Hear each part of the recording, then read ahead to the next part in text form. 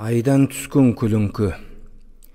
80-ден асқан әкеммен замандас қарияның көз көрмей қалыпты деп естіп, сәлем берейінші деп үйіне бардым. Қария аяғымның сыбысынан ақтанып, «О, байт, алыс жерден қашан келіп қалдың? Елмен жұртың аман ба?» деп тура әңгімеге тартты. «Шүкір, көзіңіз ештеме көрмей қалды ма?» деп сұрап едім. Қария, «Балам, сен күн тұтылғанды көріп пе едің?» деді. «Жоқ» дедім. Шал бірдеме ойланғандай сәл отырып барып, «Күн тұтылғанда күндіз де емес, түнде де емес, сондай бір күңгірт болып, иығыңнан ауыр жүк басып қалғандай күйге түсесің. Айдың көлеңкесі күнді қалқалап қалғаны сол» дейді.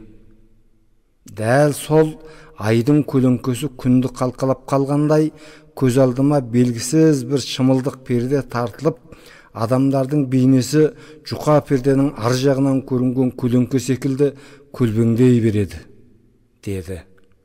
Мен ішімнен қарияға жаным ашып, байқұс өмірінің соңында басқа біреудің қолына қарап қалу қандай қиын деп ойлап, «Әй, осы көлеңкенің кесірі-ай, дүниеде тек жарық қана болса қандай жақсы» деп шалға қарап едім. Ол кісі басын шайқап, маған жанашыған сыңаймен, «Сен не дейсің, балам? Жарықты жақсы көрмейтін кім бар? Ал көлеңкені жақтайтын адам маған кезіккен жоқ. Бірақ көлеңкенің ішінде де жарық болады, жарқыным. Жарықты мақтағанда көлеңкені жамандаудың қажеті жоқ. Бақытқа жан тәніңменен талпынғанда қайғыны естен шығарма. Мына дүниенің барлығы нәрсесі жарық пен көлеңкеден тұрады. Өмірде бақыт деген жарық бар, бейнет деген көлеңке бар. Шам өзі жарық шашса да табағына түспейді, бақыт бейнетті жоққа шығармайды. Ай сәулесі қара түннің қараңғысын жарық қып, сұлу біткенге сұлулық қосады. Сондықтан да жас жұбайлар айлы түнде жолығып, ай астында аймаласып, сыр шертеді. Айлы түнде жап-жалғыз екі қолыңды артық ұстап, ойға шомып баяңдау. Айлы түнде арғымақ мініп жылқы күзету. Ай сәулесін жамылып, халық әнін сыңсып айтудың ғажабын неге теңеуге болады? Десе де, көзге түртсе көрінбейтін қараңғылық жап-жалаңаш дүниенің тағы да бір жасырын іспетті, деп ол ауыр күрсінді.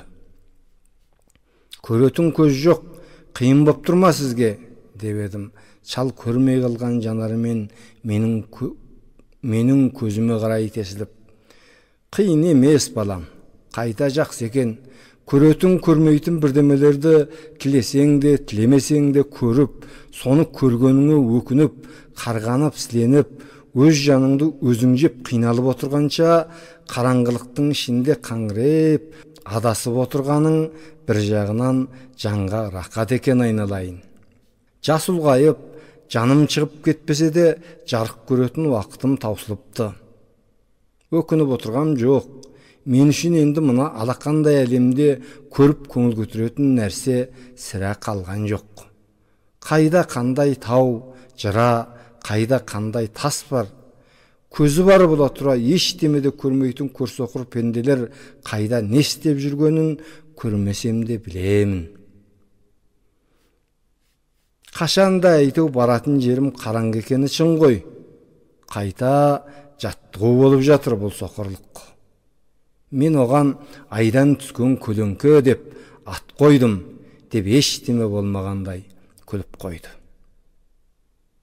Соқырлығын сорға балап быж-шыж болмай, айдан түскен көлеңке деп ат қойып, айналасына жарық шашып, жарқылдап отырған қария созсаң қолың жетпейтін соншалықты бір биіктей сезілді маған.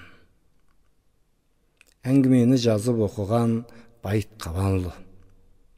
Әңгіме мұнап жатса, арнама тіркеліп, пікір жаза отырыңыздар.